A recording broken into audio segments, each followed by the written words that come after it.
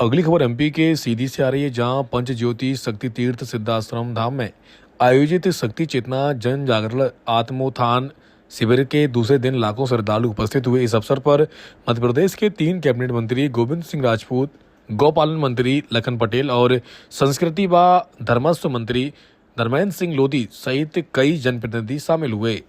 संवाददाता बिहारी लाल गुप्ता की रिपोर्ट। मैं बिहारी लाल गुप्ता आज आप पहुंचा हूँ पंचज्योत शक्ति सिद्धाश्रम धाम में।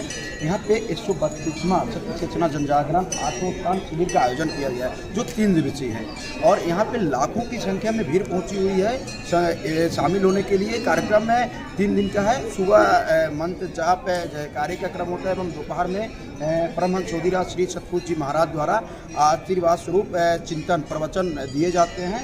और इस शिविर का क्या उद्देश्य है, आइए हम जानने का प्रयास करेंगे केंद्रीय प्रचार मंत्री वीरेंद्र दीक्षित जी के कि इस शिविर का क्या उद्देश्य है। हमारे साथ में केंद्रीय प्रचार मंत्री इस शिविर का नाम दिया गया है आत्मोत्थान शिविर। 132वां शिविर है, क्या कुछ उद्देश्य है शिविर का? इसका है आत्मोत्थान शिविर। व्यक्ति भौतिक रूप से अपना उत्थान कर रहा है, किसी तरह से पैसा आ जाए, मकान, बंगला, पहचान, सम्मान, पद उसके लिए लगा हुआ है, तो ये और कल ही उसकी सांसें खत्म हो जाए तो खेल खत्म। तो गुरुवर का कहना है कि आत्मोत्थान, पहले आप अपना तो उत्थान करो कि मैं कौन हूँ, मेरा कौन है, क्या मेरे जाने के बाद भी मैं यहाँ रहूँगा, क्या मेरा इतना अस्तित्व है कि लोग मुझको चाहेंगे मेरे जाने के बाद भी, और क्या मैं जिस लिए यहाँ आया हूँ मैंने वो लक्ष्य पूरा किया गया। आपका लक्ष्य केवल अपना महल, बंगला, अटारी बनाना नहीं है, जमीन जायदाद, व्यापार, दुकानदारी या नौकरी ही नहीं है। आपका लक्ष्य है जो मानव है। तो तुलसीदास ने कहा ना भैया कि बड़े भाग मानस तन पावा, इसलिए थोड़ी पाया तन कि तो अपने लिए जी के जाओ, आत्मोत्थान करो। तुम आए किस लिए हो? क्या दूसरों को ही बरमाला जयमाला पहनाते रहो? कभी तुम्हारी इच्छा नहीं होती पहनने? क्या दूसरों की छवियों पर ही आप करते रहोगे, स्वागत सम्मान करते रहोगे, दूसरों के पीछे ही भागते रहोगे, भाग दौड़? कहीं अपने लिए सोचा कि मैं भी कुछ करके दिखाऊं? आज कई जगह पर्चाधारी है, पर्चा बनाते हैं। हमारे गुरुवर चाहें तो 3 दिन में हर व्यक्ति को पर्चा बनाने की क्षमता दे सकते हैं। उससे हुआ क्या?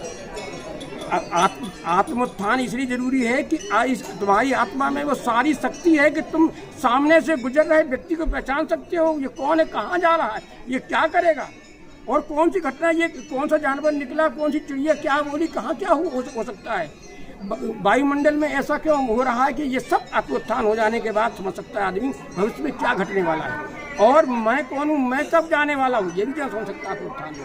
और आत्मोत्थान में दूसरों का उत्थान कैसे हो ये भी समझ सकता है। आप संगठन के कार्यकर्ता पूरे देश में नशा मुक्ति अभियान चला रहे हैं, सरकारों का कितना सहयोग मिल पाता है? सरकार इसमें सहयोग नहीं है, सरकार की मजबूरियाँ हैं, सरकार की मजबूरियाँ हैं।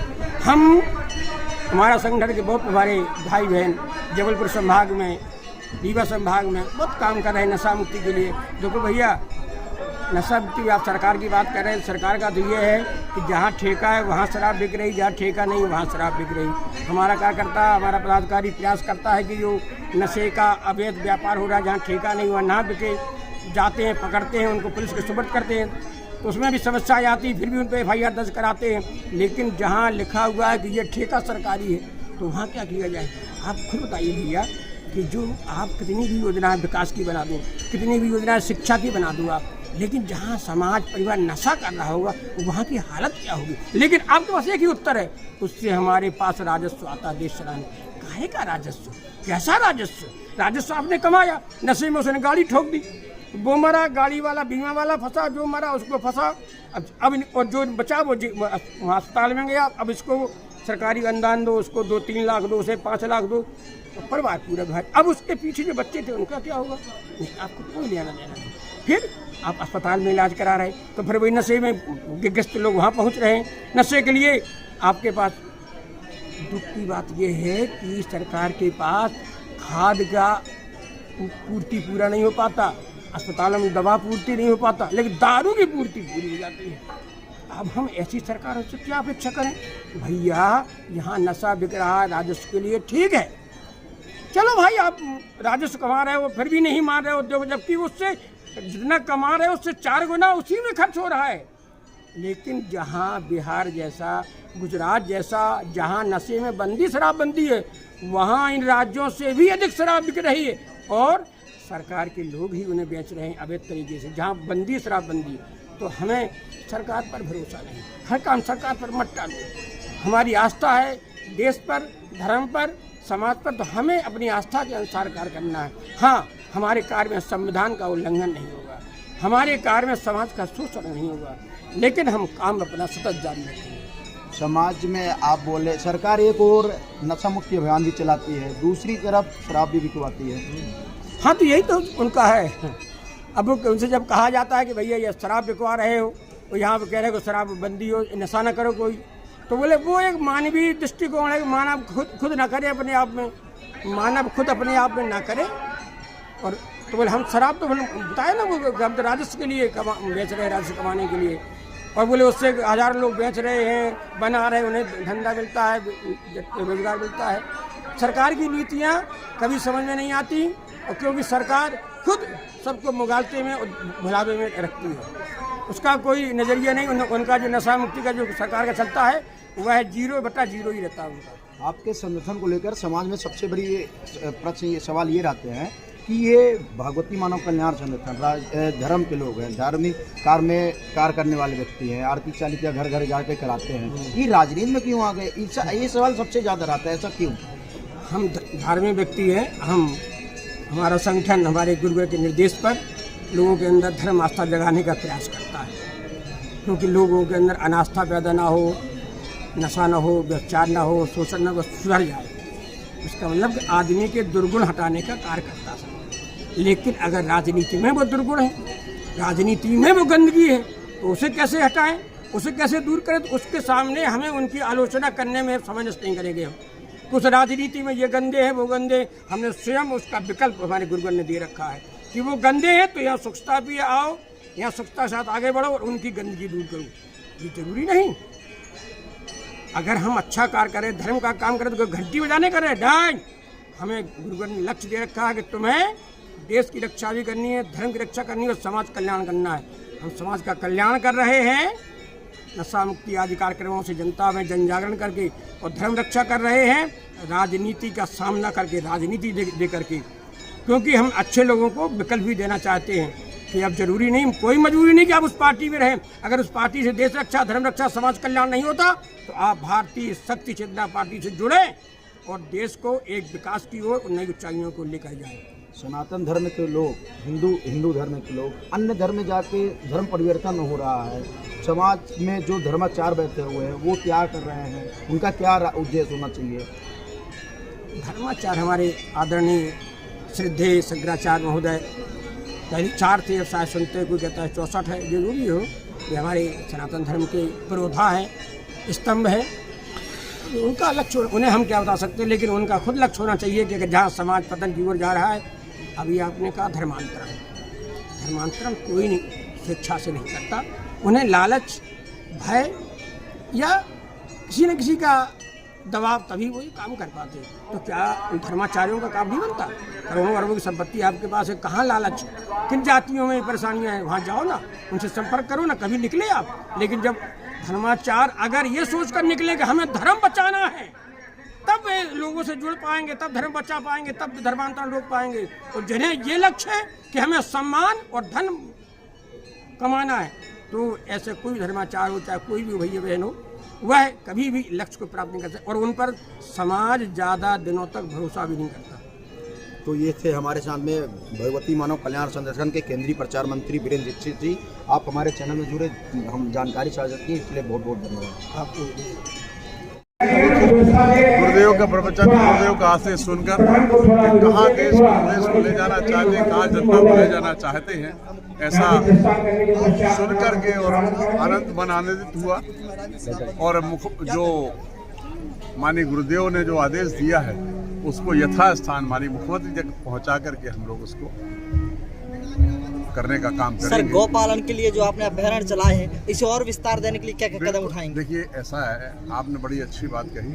अभी हमने 13 जिलों में 14 जगह अभी हमने जारी कर दिए हैं, और वहाँ पर बनेंगे लगभग 4000 एकड़ में। और हमारा संकल्प माननीय मुख्यमंत्री जी का आदेश है हर जिले में एक अभयारण्य बने। हमने उसको अभयारण्य नहीं, उसको नाम दिया है गोकल धाम। गोकल धाम नाम दिया है और हर जिले में हम बनाएंगे। उसको थोड़ा समय लगेगा क्योंकि बड़ा काम है, बड़ा चैलेंज है। तो निश्चित रूप से हम गुरुदेव के जो आदेश है उसको पूरा करने का प्रयास करेंगे और मुझे पूरा भरोसा है कि आने वाले 2 से 3 वर्षों के अंदर हर जिले में जब बन जाएगा तो गौ माता आपको सड़क पर नजर नहीं आएगी। इसमें मैं आपके माध्यम से जनता से भी कहना चाहता हूँ कि जनता का सहयोग मिले, जनता का सहारा मिले और जनता भी इसमें सहभागी बनेगी तो बहुत अच्छा होगा। मैं यहाँ आकर सच में अभिभूत और प्रसन्न हूँ। गुरुदेव का जो आशीर्वचन मिला उसको अपने जीवन में उतारने का प्रयास करूँगा। आप सबका बहुत बहुत धन्यवाद। गौशाला बनी है लेकिन उसमें गाय नहीं है, क्या कहेंगे? देखिए, पुरानी जो गौशालाएं थी कई जगह कोई विवाद के कारण, कई जगह हो सकता है कि पानी की व्यवस्था ना हो पाई हो, कई जगह हो सकता है कि लाइट की व्यवस्था नहीं हो, उसकी भी हम व्यवस्था कर रहे हैं। बहुत जल्दी इस समस्या से निदान पाए। धन्यवाद। आप शिविर में पहली बार आए हैं?